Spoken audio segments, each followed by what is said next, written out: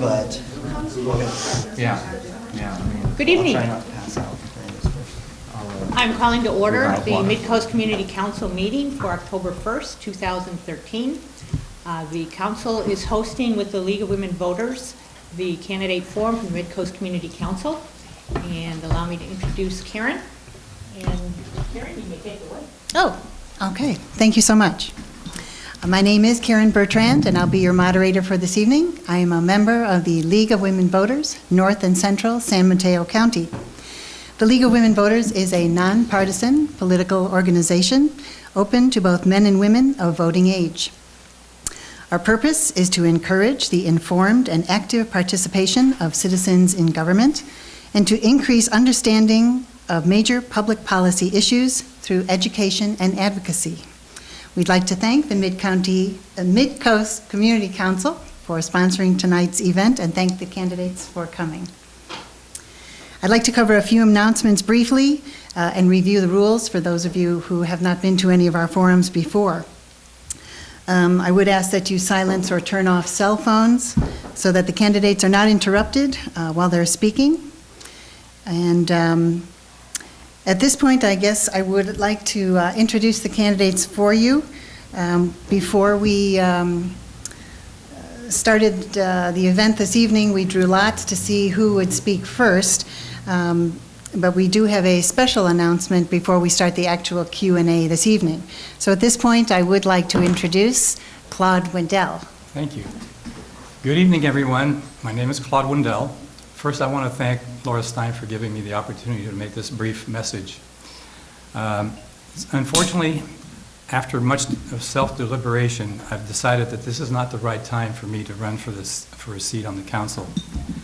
Unfortunately, I can't withdraw from the election as the ballots have already been printed. So I am here tonight to be able to speak to the voters. Hopefully they'll be watching this meeting so that they can understand that I don't think I can give the energy and attention to the council that I believe that this community deserves. So unfortunately, I find myself in a situation where other needs in my family, some important folks, need my attention. And so I regret to have to do this. So please give your votes to the other four candidates, and someday I'll be back. Thank you. Very nice, thank you. May I say just a word? Oh, certainly. Claude, I just want to thank you seriously for taking the time and making the effort to come and let people know what's happening.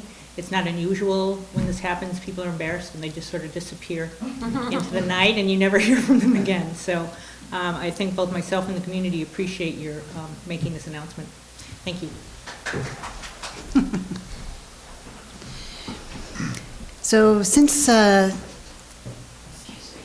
this is still a candidates forum, we would like to retain the nonpartisan setting that we try to set during events like this. No campaign literature should be permitted in the room. This is not the place for opponents and supporters of any particular candidate to demonstrate their own personal preferences. It is our goal to provide the opportunity for all candidates to be heard one at a time and to be questioned by you, the audience. We brought you together face to face so that you can become better acquainted and so the candidates can find out what is the most important questions on your mind for the coming election. For members of the Midcoast Community Council, there are now 4 candidates for 4 seats for 4-year term. The candidates in alphabetical are Aaron Deinzer, Joel Janot, Chris Johnson, and Dave Olson. The candidate that will give their first opening remarks for 2 minutes will be Joel Janot. Good evening. I'll try and make it 2 minutes. I do apologize, I'm not used to public speaking. My name is Joel Janot. I found out kind of late in this option that there is a seat available. I'm kind of at a point in my life where I wanted to give back to the community. I've lived here since 1986. I've raised a child here. She's now a junior in the local high school. My family's all been here.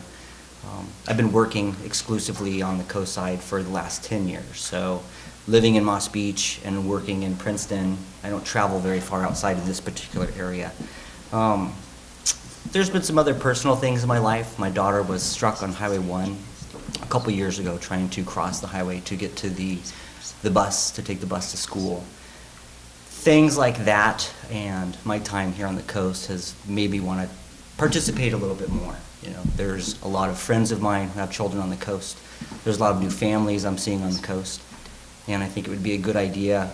As I mentioned before, I'm surprised there weren't more candidates applying, you know, these locals. So I'm just going to try and give what I can to the community. It's going to be an amazing learning process. Thank you for everybody here. That's basically it. Thank you. Thank you so much. Next person with their 2-minute opening remarks will be Erin Deinzer. Thank you. I thought it would be easiest if I just read my candidate statement, and that'll kind of give you a broad sweeping overview as to who I am and why I'm here. As a native Californian, I've witnessed firsthand the changes that the past 5 decades have brought to our coastline and to our state. Here in the Midcoast area, we're fortunate enough to live someplace where time seems to have stood still. Our beaches are clean, our native forests are intact, and owning a reasonably priced home in the Bay Area is still an obtainable goal. Although I've just recently moved to the Midcoast, my husband John and I plan to spend the rest of our lives here. This is and will continue to be our community. Community service means serving your community. Therefore, I believe it's important for all of us to become involved in the issues that affect our quality of life and to listen to the opinions of others as to what affects their lives. As Midcoast residents, we've been given the opportunity to have our collective voices heard via the Midcoast Community Council. Should I be elected to serve, I will undertake the position with a commitment to give voice to the needs of my community to the best of my ability. Thank you. Thank you. Our third candidate with their opening remarks will be Chris Johnson. Good evening. My name is Chris Johnson. I'm a resident of El Granada, where I've lived for the last 11 years. I have a beautiful wife and a wonderful son who's about to turn 6. He just started kindergarten this year. Thank you to the League of Women Voters, to the Midcoast Community Council, to the Granada Sanitary District, to all of you in attendance and everybody watching tonight on Pacific Coast Television. Thank you for being involved in the community. That's one of the reasons the Coastside is the fantastic place that it is. My candidacy can be summed up in 3 words, and you've probably heard the words and seen the literature, and that is Coastside, community, and commitment. Coastside, it's where we live, of course, but it's also a unique place that has unique environmental, social, political, and economic issues. Community, both the small C communities that form the Midcoast and also the big C kind of symbolic community. Those are very important to me, and they're very important to people that live here. And that's why I want to be involved with this particular body. And commitment. And that is what I can offer both the Midcoast Community Council and the residents of the Midcoast. My full commitment to this job and the work that is involved with it. I will do it as I would do anything in my life to the best of my ability. My top 3 priorities, if and when elected, will be to protect and preserve the coastal environment as stipulated by the provisions of the local coastal program.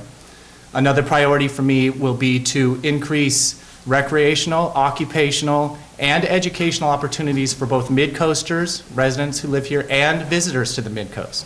Finally, I think it's important to me and to the Coastside to elevate the status and the visibility of the Midcoast Community Council as a valuable community resource. I personally feel that it is one of the most, if not the most, valuable resource for Midcoasters. Thank you very much. Thank you. And our last candidate with their opening statement will be Dave Olson.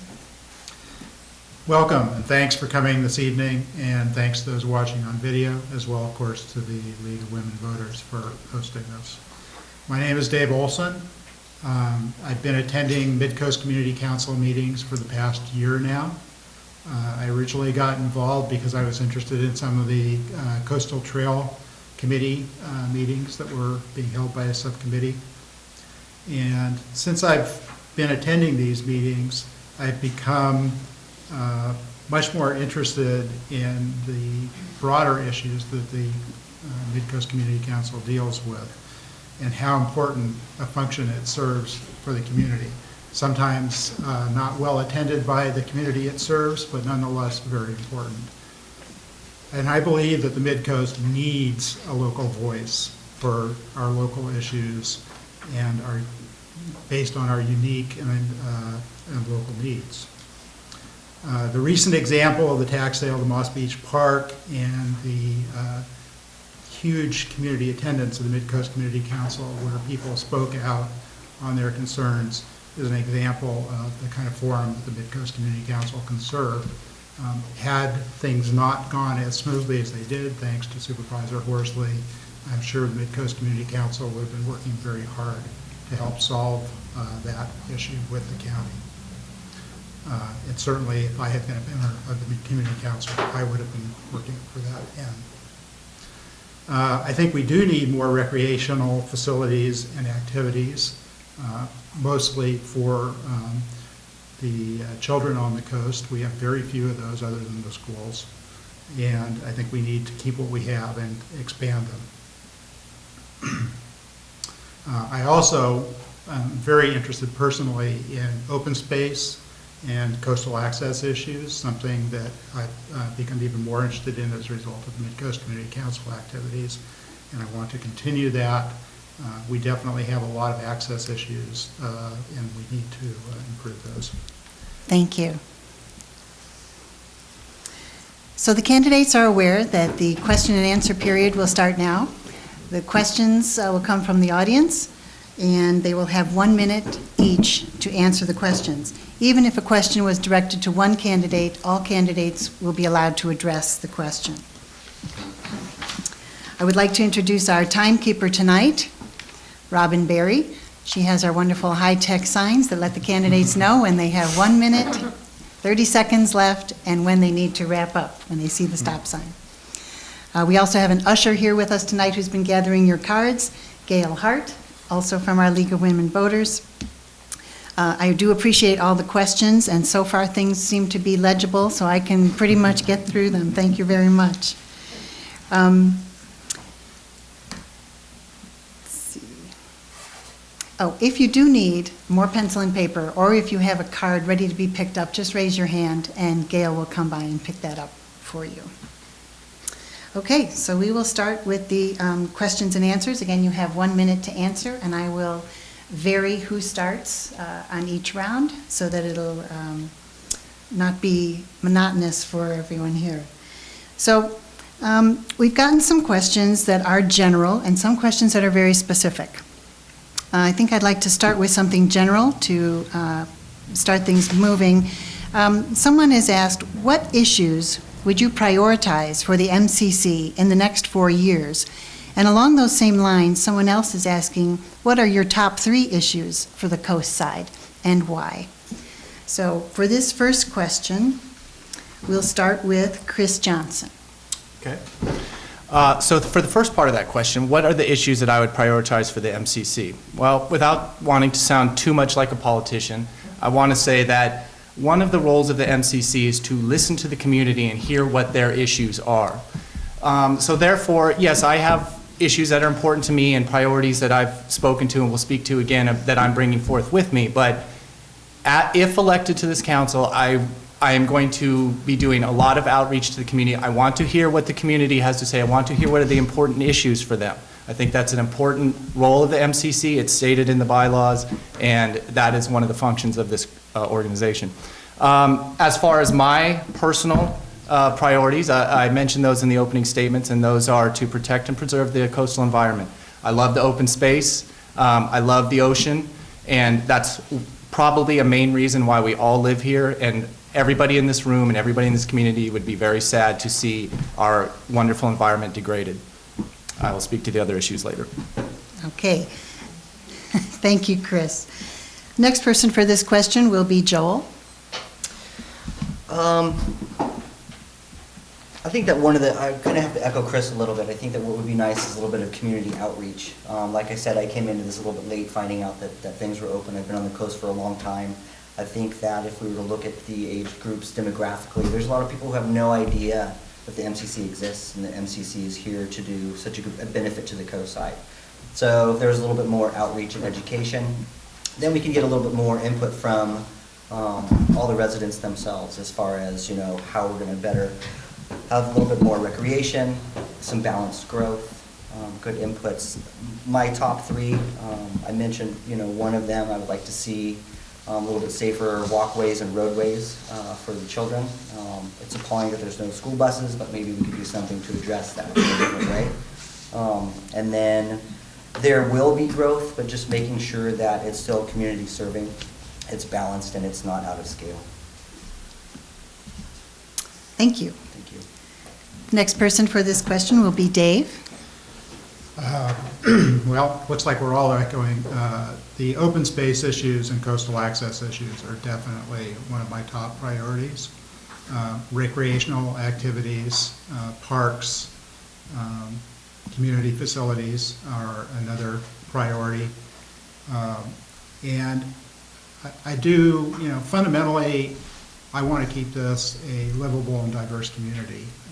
And that means everybody who's here, not just the voters, not just the citizens, residents as well as visitors. So those are sort of my top priorities. I also believe that we need more coordination between the governments and other bodies. Certainly Caltrans stands out as an example in my mind. I'm very familiar with Caltrans from my father, and they do have a tendency to just do what they think is best, despite local wishes. Thank you. And then the last person on this question will be Erin. Thanks. Well, I should probably preface this by saying I'm the newbie to the community, so a lot of the issues that people find to be of great importance to them, I'm kind of struggling to catch up to understand. I do know that the Princeton planning is a big issue for the community of Princeton, so that's something that I'd like to find out more about. Also, in addition to that, Parks and Rec is something that obviously is very near and dear to a lot of people's hearts. My kids are older, but as a parent, I know what it's like to be able to have a place that your kids can play and enjoy themselves. And as far as the future, Highway 1 I think is extremely important to me. I would say that the Marine Reserve is something I would like to spend more time looking into, and I'd sort of like to reserve my third for yet to be determined, because in 4 years something else may come up. Thank you, Erin. Thank you so much. Okay, next question. These two seem to be related. I am not as up to speed as local residents, so if it's not, by all means, let me know. What role does the local coastal program play in fulfilling the purpose of the MCC? And I'm thinking that the coastal program has something to do with preservation, because someone else is also interested in preserving coastal views. So. Ooh, don't start with me. I'm randomly going to start with Joel. I don't know. I would really like to give a much more educated, answer to that. I'm still doing a lot of research. There's a lot of things I never really realized were an issue. I took a lot of the roads, views, and policies for granted. So I don't think I can really give a very good answer to that particular question. Okay, that's fine. Next person on this question would be Chris. Yes, as I mentioned in the previous answer, the MCC bylaws state that the MCC one of its functions is to maintain support for the local coastal program. And the way that the MCC can do that is to be active in the community as a forum for residents to bring their issues forward and for issues to be presented to the community, both from the County of San Mateo and other government organizations. But as a forum, for the residents, if there is an issue going on, for example, we can take the coastal access issues going on in Montero right now at 5th and 7th Street. This MCC is an excellent forum for those issues to be brought for public discussion, and the issues associated with the coastal access at 5th and 7th Street are relevant to the LCP as well as the San Mateo County ordinance passed, I believe, in 1904. But the MCC is, by its bylaws, required to maintain and support the LCP. Okay, thank you, Chris. Then I'd like to move to Erin on this question. Okay, I'm ready now. Okay, very good. Well, I actually live in Montera, and I'm used to taking walks in the neighborhood, and I'm quite familiar with the end of 5th and 7th Streets. And when I was first researching the Midcoast Community Council, I was able to access the website, and I found that there was a petition on the site. And the petition specifically addresses the issues of accessibility for the public at 5th and 7th Street. And I think that that's an excellent example of how it is that the Midcoast Community Council can be quite proactive and accomplish something that is beneficial for the entire community. Okay, thank you. And Dave, would you like to address the question? Yeah, so the local coastal program is definitely an important function of the MCC is paying attention to it, enforcing it as best we can. We have no enforcement powers, but communicating about it. Certainly in the case of Coastal Views, there have been meetings here where we've had the former owners of the property at the end of 7th Street, as well as folks from the County Department of Works and County Legal. And while there was some progress in those areas, and the MCC certainly facilitated it, there is much more to be done, and some of the folks in the County Legal Office seemed to be unwilling to abide by the LCP in this area and improve the views. So I think we definitely need, as a council, to keep pursuing that issue. Okay, thank you very much. So we'll move on to the next question. There are people in the audience that want to know about how you would increase participation. What are your ideas for public outreach? And we will start with Chris. Great.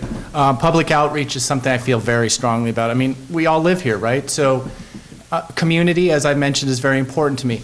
It was presented to me that one of the things to do as a candidate is to go to the local post offices and other places and meet and greet the residents. I'm going to do that. I look forward to doing that. And in fact, I would like to continue doing that if and when elected, after the election. Maybe even set up some regular hours at the post offices, rotating around down at the harbor. I am involved in this community. I'm out there doing all kinds of activities, but even more so now, I will be out there and really listening and talking to people and getting to hear what is on their minds, what is important to them. I think we need to have some additional scheduled events that maybe could be done in concert with things like Plan Princeton that are specific MCC events. Again, one of my top priorities is to elevate the visibility of the MCC as a valuable community resource. And I think that special events and community outreach, such as I mentioned at the post office, not related to campaigning, would help that. Okay. Thank you, Chris. Next, we'll go to Erin. I was thinking free margaritas and chips, but other than that. That'll work. At any rate, in all honesty, when I first moved up to the Bay Area 3 years ago, I joined an organization called the Bay Area Travel Writers because I'm a travel writer and I was hoping to meet other people who do similar things to what I do. And almost within, my handing over my check to join, I volunteered to become the events and meetings coordinator. And I think it's really important when you step into a position within an organization to find out from the people that you are serving what's of importance to them to increase attendance. It worked in our organization with BATW, and I'm confident that we'll be able to accomplish that with this organization. Thank you, Erin. Let's move on to Joel. Well, I think it'd be pretty easily summed up. It would be communication and education. With all of the works that have been done at the Fitzgerald Marine Reserve, there could be a little bit more community outreach at that point, whether it's going to be literature there. One of the MCC members are having meetings there to talk to the locals about it a little bit more.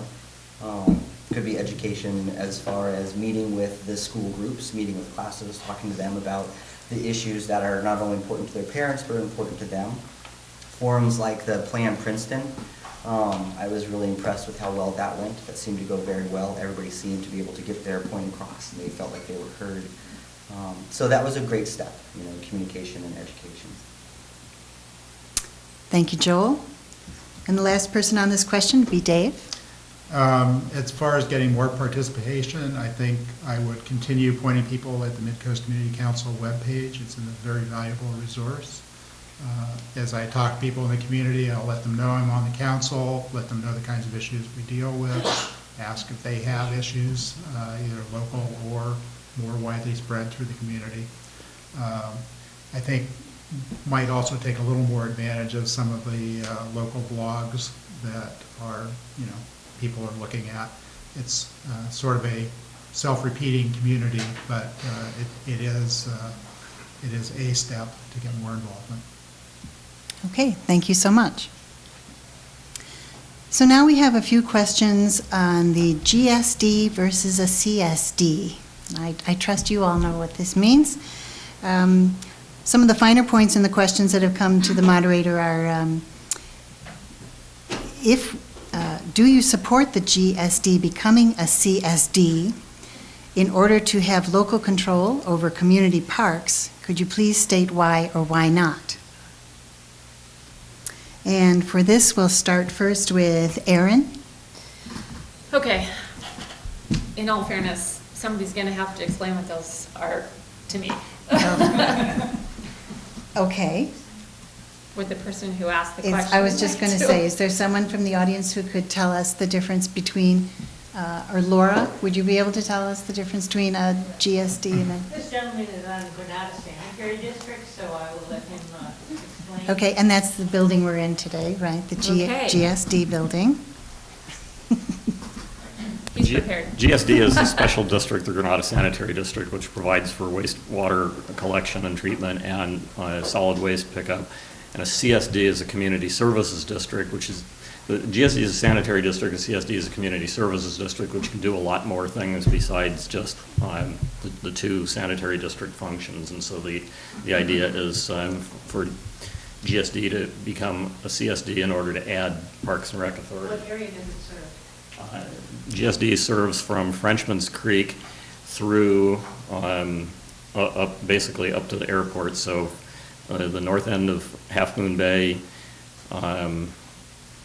Miramar, Princeton, El Granada, and Clipper Ridge. Great, thank you. Thank you so much. Okay, so this is a great, to me, example of how people can participate from the community who clearly have a vast source of knowledge and help those of us who don't. So thank you very much for the explanation. And I think one of the great opportunities for somebody like myself is I'm basically a blank slate.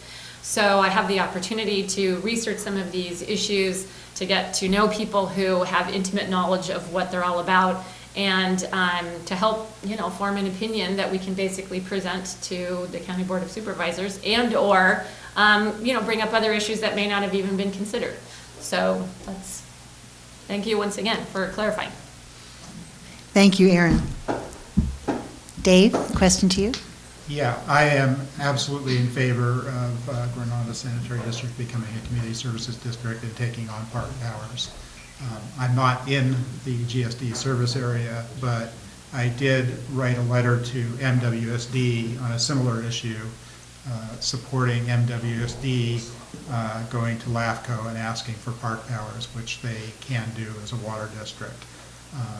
GSD can't just take on those powers. They need to change their function. And I definitely support anything that gets us more parks, especially if they're locally controlled. I think county parks are a great thing, but locally controlled parks are even better. Thank you, Dave. And next will be Chris. I too support the Granada Sanitary District's efforts to become a community service district. As Dave said, I mean, there's never enough parks, right? So, but one of the reasons that I really support this move is I know there's some issues with the details, and the details need to be worked out, but I feel that this is a bold stroke, and bold strokes are needed. This is a bold stroke for the future, in my opinion, that can leave a lot of possibilities and opportunities for the future for not only the residents of the Granada Sanitary District, but other residents of the Midcoast as well. This is an important decision, and I absolutely support it. Thank you. And our last person on this question will be Joel.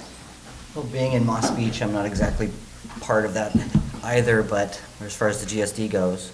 But I'll echo everyone up here. I totally support it. I mean, for my thing, if I want to be more community serving, I'm going to stand behind anything else that's more community serving in mind or scope. It would also be a nice idea for Montero to kind of jump on that as well. But to make a long story short, I do support it. Thank you so much. Moving on to the next question then. Should the Midcoast incorporate as a new city or annex to the city of Half Moon Bay or remain unincorporated? So, for this question, we'll start with Dave. Big ball. I'll start with the easy one. I absolutely do not want it to be annexed to the city of Half Moon Bay. I don't think, for a lot of reasons, that would work very well. And I think most people are aware of them, so I don't need to go into it. As far as the Midcoast incorporating as a city, I think it would be a wonderful thing, but I also think it's very impractical. I don't think we have the tax base to support it. Might be nice if we had the tax base to support it, but I don't think we do. So I think the only remaining choice is to remain in an unincorporated rural area. I do think the Midcoast is more than just a name. I do think it does have a certain amount of unity. And so I think that it would be good if all the districts cooperate, as they already do for the most part. Thank you so much. And the next person on this question will be Joel.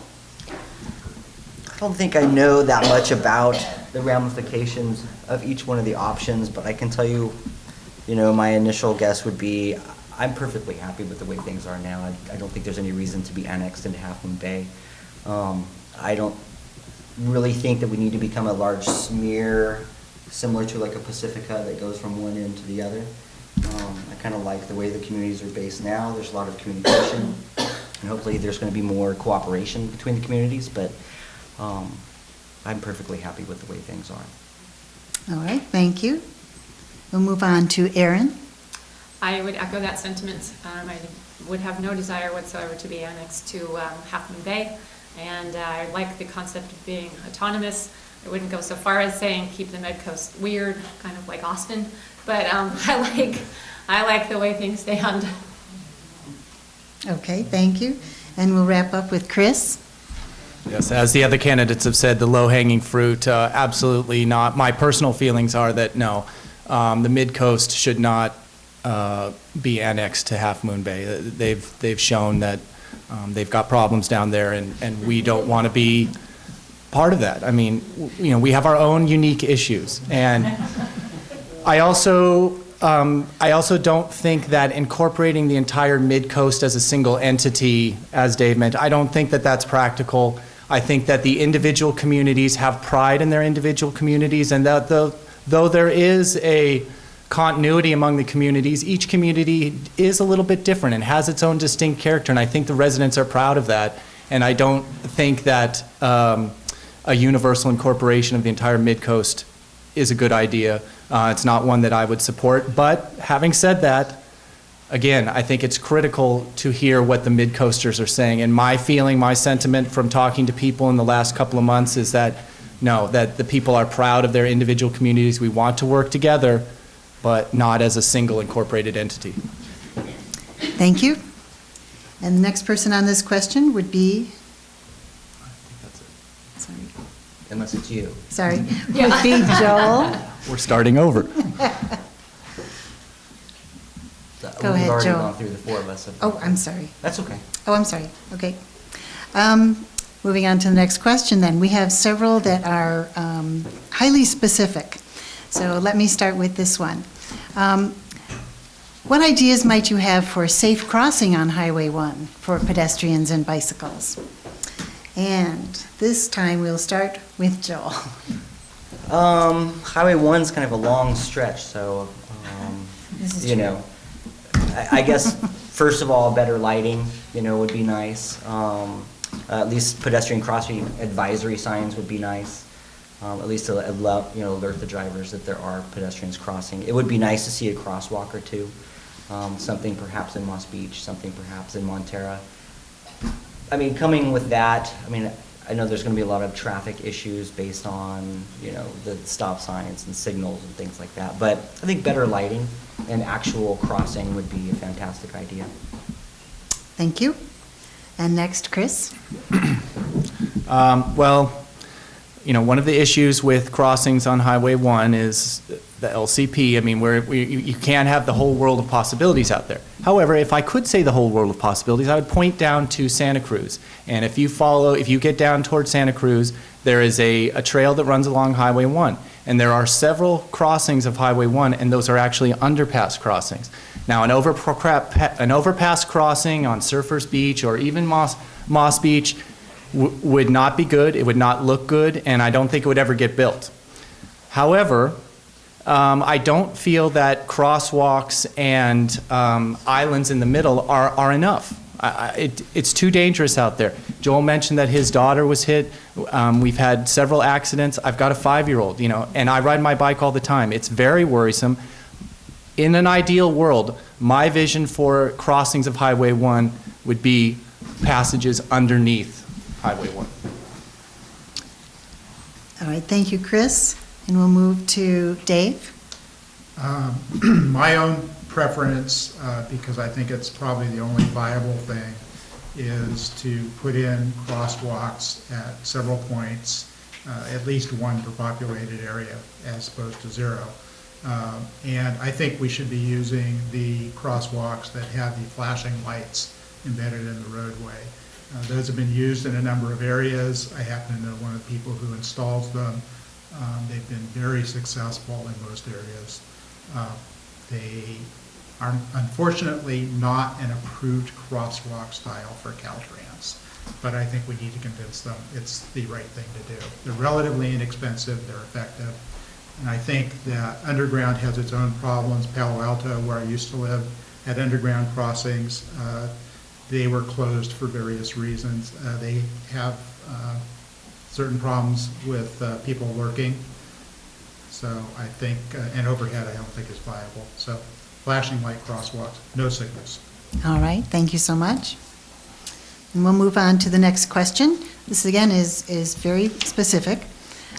What will you do about RV trailers, boats, and vehicles on the streets of Midcoast? Apparently, this seems to be an issue. We'll start this time with Chris. Okay. I will have to admit, I don't know what the actual legalities of that are. However, I think this is one of the things that if you're going to live in a semi-rural to rural area, especially one with a marine environment, this is one of the things that you're going to have to deal with. Again, I grew up in a small town. I'm very familiar with the long-haul truckers. They need to park their rigs somewhere, people with trailers for boats. Those things need to go somewhere. And we're talking right now about redesigning Princeton, Plan Princeton, and one of the things people want to do is get rid of all the big yards there. Where are people going to put their boats? Where are people going to put their trailers? And if we're saying they can't put them in Princeton, they can't put them on the streets, that's just not practical. So my feeling is that in a semi-rural community, especially one next to the ocean, having RVs, trucks, and trailers for boats is one of the, prices that you pay for living in a semi-rural environment. And so basically, I'm okay with that. Okay, thank you, Chris. Let's move on to Erin. I've spent pretty much my entire life living along the coastline, mostly in Southern California, but I am not an RVer, I'm not a boater, but I am a traveler, and I know what it's like to want to be able to go someplace and enjoy it on the weekends, in addition to the people who live there. I'm sure that there are solutions that can be explored that will make the majority of people happy, but the long and short of it is that I don't feel that I would want to live in a community that basically doesn't want to accommodate visitors, because I think that that's an important part of what makes this place a desirable place to be and also to have a business. Okay, thank you. And Joel? Are we talking like abandoned vehicles? Are we talking recreational vehicles that are parked by the owners? Is it blocking traffic? I mean, it sounds like there could be a lot of variables there, and it's more of an enforcement issue. That being said, I'm sure it's a timing thing. How long is the vehicle there? Is it unsightly? Does it cause a traffic hazard? I don't have a problem with people parking their, RVs, boats, or trailers, as long as it's not obscuring the view of traffic or creating a danger. But again, like I said, it sounds like, are we talking about abandoned vehicles or owned vehicles? All right, thank you. And lastly, Dave, on this topic? I feel that for vehicles that are in active use or semi-active use, particularly those parked on private property, it's definitely not an issue. If it's an issue of abandoned vehicles, if it's an issue of traffic safety, either for vehicles or for pedestrians, because sight lines are being blocked, there are ways to deal with that. And if people are reporting problems like that are not getting dealt with, I would support working with the county sheriff's department and, if necessary, the county department of public works to get the problem resolved. Okay, thank you all very much. Now we have a question that is specific to the Princeton area. Do you favor the big wave development in Princeton? And could you please state why or why not? And we'll start with Erin. Oh, this just seems to be a pattern. Okay, well, let's just be clear and say that I don't really know much about it. So I think it probably would be best if I say at this particular juncture, I don't really have an opinion. And I don't have a stand one way or the other. It's something I look forward to looking into. Okay, very good. Let's move to Dave then. I am opposed to Big Wave as it's currently planned. I don't like the location. I don't think that's an appropriate location for a development that large. I don't believe that a facility of that size will ever be built out and filled on the coast. I think that much of the promised public benefit is being delivered towards the end of build-out, and I don't think that build-out will happen, so I don't think we're going to get our public benefit. I would support office R&D space in an area that already has built-up areas. There are several areas along the coast like that, not many. And as far as the community home for disabled adults, I think we do have several facilities like that. If we really need more, then we should build them, but we shouldn't tie the two together. All right, thank you. And Chris? Yes. I am also opposed to the Big Wave project. As Dave mentioned, I think it's the wrong project for the wrong place. It's way out of scale for the community. I personally, two things. Okay, my personal feeling is I am opposed to Big Wave. I also feel that the community is opposed to Big Wave, that I don't have numbers, I have anecdotal information, and my feeling from talking to a wide variety of community members is they don't like it, they don't want it, they don't feel that the process, that the people supporting Big Wave have been completely forthright in their presentation of the project, and that leaves the community feeling suspect of the project. That feeling aside, again, it is out of scale for the location, and its purposes, in my opinion, are not fully compatible with the LCP. Thank you so much. And Joel? I have to add this to my list of things to research. I don't think I know enough about the Big Wave project and its proposed impact to have a professional, educated guess. That's fine. Thank you so much. Okay. I hope I'm reading this question correctly. So if the person who wrote this could correct me if I'm wrong, what are your thoughts on armoring parts of the coastline on the request of property owners? And what do you feel might be the ramifications of this? So we'll start first with Dave. In almost all cases where armoring the coast has been tried, it has not led to the results desired. It has protected a particular location, but usually led to other problems further down current. This has been proved over and over and over again on the East Coast and on the West Coast. It is the wrong answer to almost any erosion problem. There are no good answers to some of the erosion problems. Surfers Beach, in particular, is a place where we might lose Highway 1, but I am opposed to Supervisor Horsley's plan to do emergency armoring to protect the highway there. I think there are better ways to protect it, and I don't think we are looking at an emergency. It's a 50-year problem. It's not going to go away this year or next. All right, thank you, Dave. And next to Joel. I'm not in favor of armoring. I think that, as Dave put it, there are much better solutions. I mean, this is becoming a large hot-button issue, especially since we're watching, Surfers Beach and the inner lip of the harbor. But I'm not in favor of it. All right, thank you. And Aaron? Based on the little bit that I know, I would say that it makes sense to look at other solutions. All right, and lastly to Chris? So armoring has not proven entirely effective long-term. It's unsightly, and as a temporary measure, it's very difficult to remove.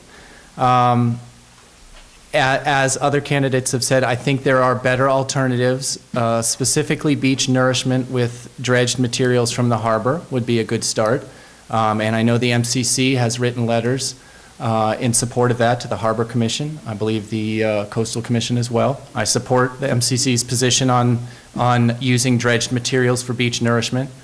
I will say that as a stopgap immediate measure, I did say it's hard to pull that stuff out, but I do feel that we've got a situation with Highway 1. I've read about Supervisor Horsley's plan, and like Dave, I am concerned that this is a plan that once in place, well, we've got something there, and then long-term, nothing long-term will be done. However, I do believe, and I've been watching that Highway 1 for the past few years, it doesn't have much time left. Something's got to be done right away there, and armoring may be the solution short-term. Thank you.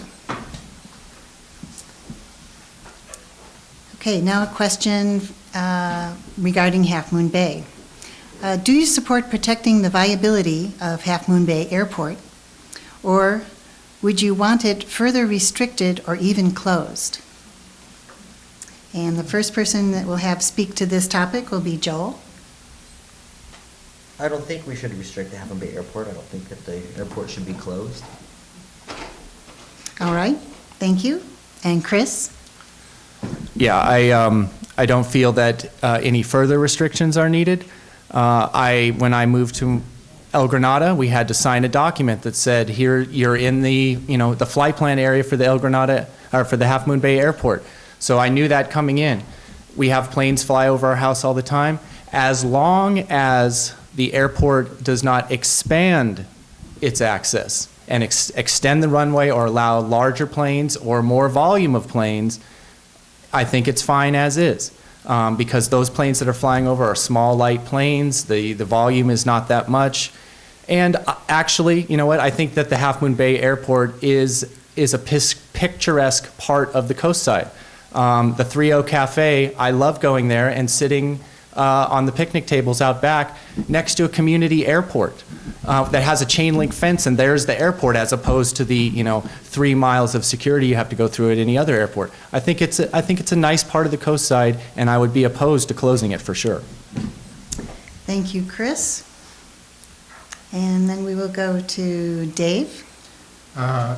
I do not think there's any need to restrict the Half Moon Bay Airport further.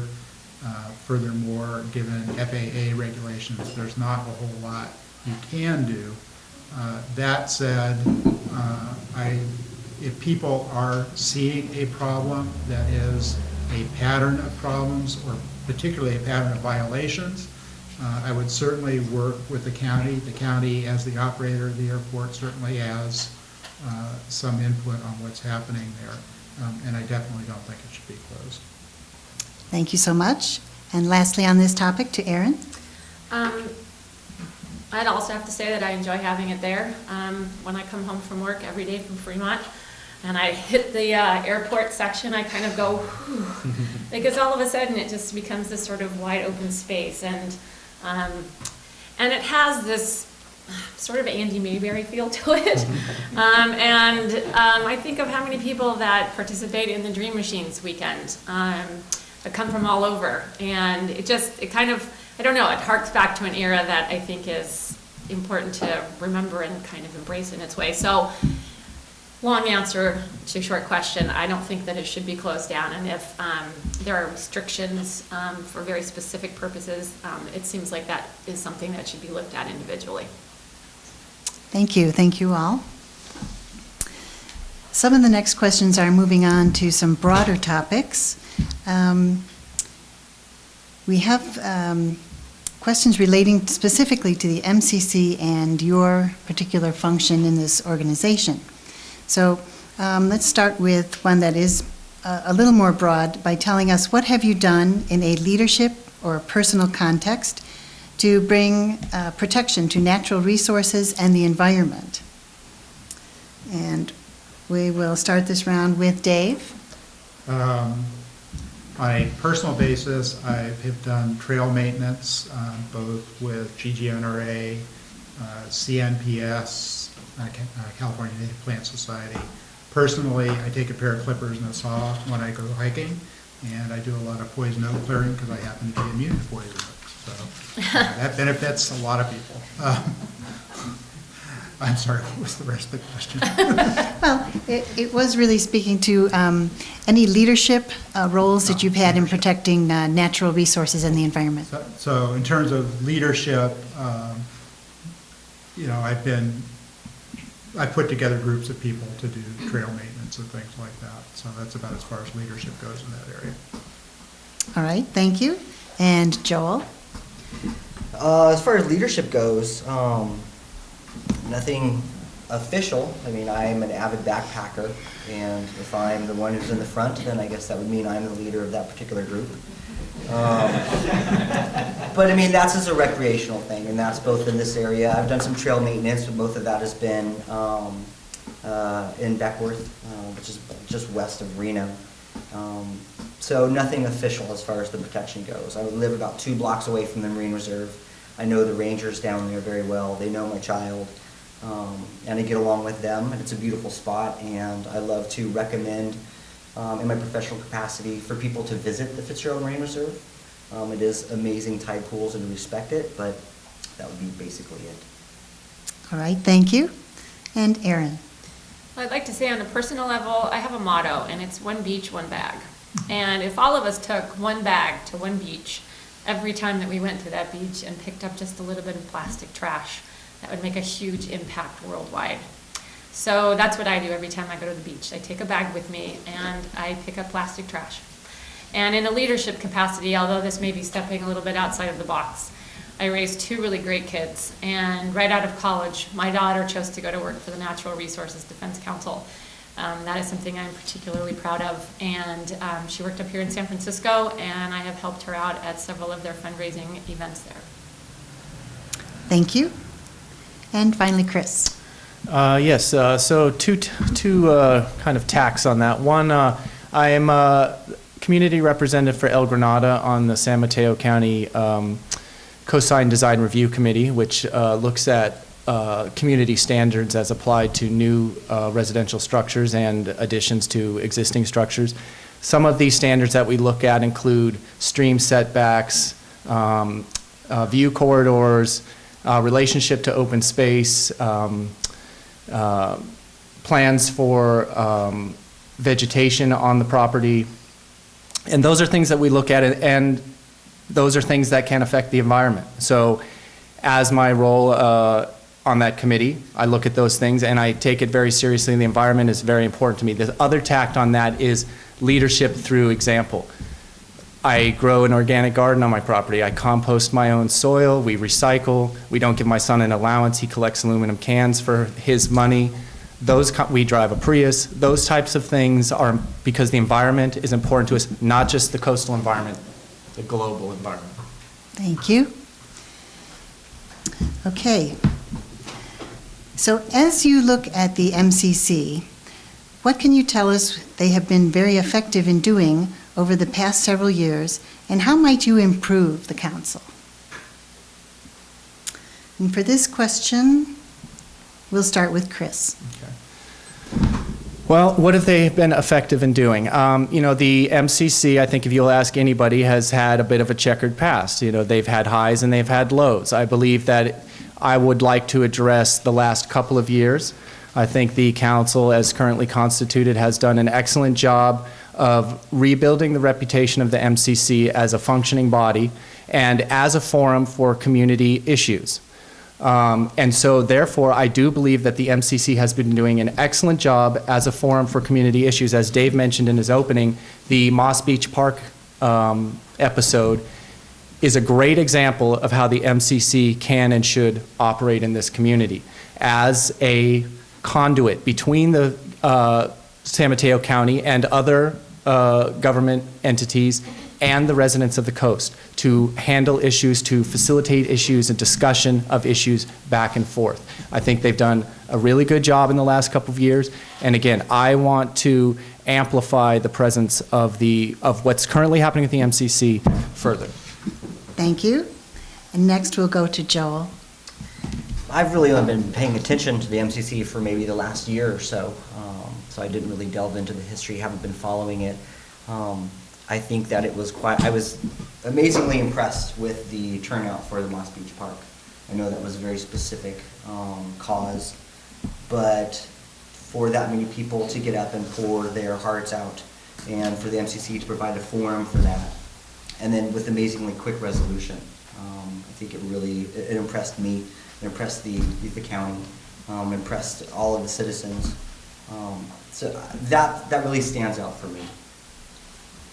Okay, thank you. And Erin? From the research that I've done on the history of the Midcoast Community Council and what I've read online, it seems that it was brought about as a result of a local voice being needed.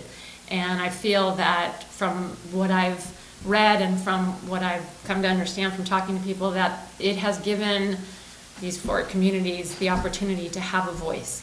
And so I think its primary function has been accomplished quite well. I also think that the fact that there have been 5 people who signed up to run for 4 positions is also an indicator of the fact that there is respect for the council, and that there is also currently a growing body of individuals who are interested in what the council is doing, can do, and what are going to be the issues that will affect our communities in the future. Thank you. And Dave? I would say, I have not been paying personal attention in the past, so I've read a lot, and as people have mentioned, there have been checkered histories, down periods. I think currently the MCC is being quite successful in conveying information from the county and the state to the local residents and representing the local community back to those organizations. The Highway 1 transportation study was partially facilitated by the MCC. The coastal access issues, one of the issues that got me very interested, has brought a lot of people from the county out here and made them more aware of local opinions and given the local residents a chance to express their opinions, both positive and negative, to the coastal access issues. I live right across the street right across the highway sorry. Thank you so much. Okay. Referring again to the MCC in the broader sense, could you please address what you think is the main purpose of the MCC? And if you are familiar enough, could you please... That was for me, by the way. Could you please let us know what would be the most important part of the bylaws, in your opinion? So for this, let's start with Joel. Well, the main purpose, as I have observed so far, is It's a beautiful focal point for the voice of the community. It's relatively rural, everybody lives, not that close to each other. It's pretty close-knit, but they need a conduit to be able to speak to the county, to be able to make sure that everybody's voice is heard. So as far as I'm concerned, the main purpose is it's a focal point for communication between the community and the county, and to assist in the protection of the coastside. Thank you, Joel. And Chris? Yes, as I've mentioned it earlier, and I'll echo Joel as well, the purpose of the MCC is to provide a forum for issues important to the residents of the Midcoast. It's also a direct voice to the San Mateo County Board of Supervisors and other government bodies associated with the Midcoast. And it's also a conduit for information coming back from the San Mateo County Board of Directors and our Board of Supervisors, excuse me, and other political entities. I think primarily, though, it is an opportunity for Coastsiders to feel that their voice is being heard, that there is some representation. Now, we don't have any kind of policy-making authority or budget authority. But what is important is we have the ear of the Board of Supervisors, and the MCC has that direct line of communication, and it's important. The Friends of Moss Beach Park situation really showed that connection. Thank you. And then we'll go to Dave. Not much to add to all of that. Clearly, the most important function is to be the voice of the Midcoast to the county government, and particularly to the Board of Supervisors.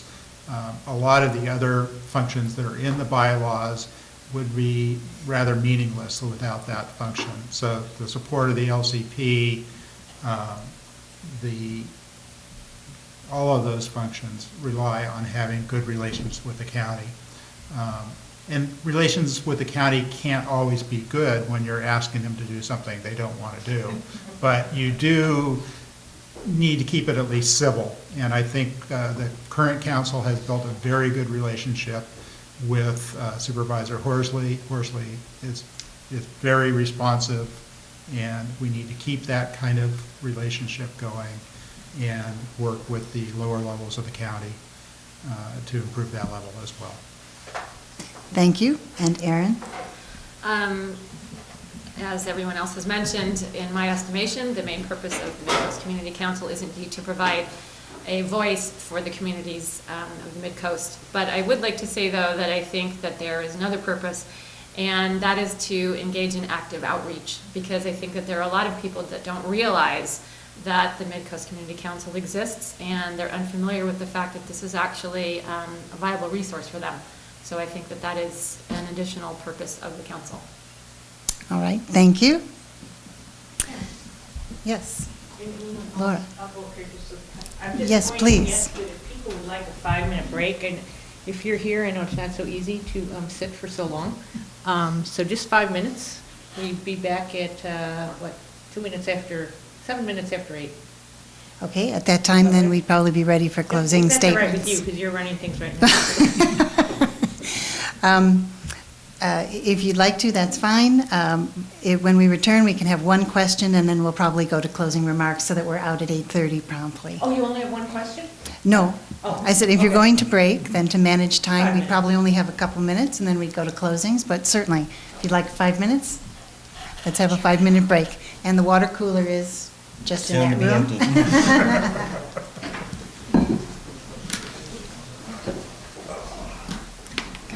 I wish we got this many questions last week. You know. It was very slow. The questions were very slow.